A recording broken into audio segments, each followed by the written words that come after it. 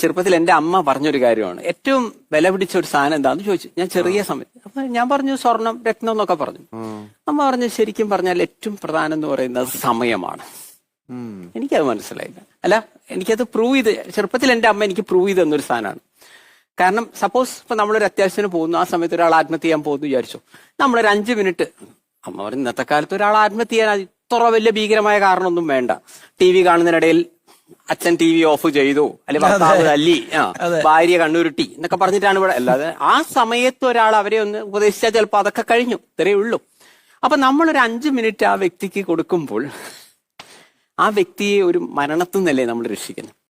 ഒരു ജീവൻ രക്ഷിക്കുക എന്ന് പറയുന്നതിന് ഒരു വാല്യൂ ഉണ്ട്. അതിന് പൈസ കൊണ്ട് അളക്കാൻ പറ്റില്ലല്ലോ.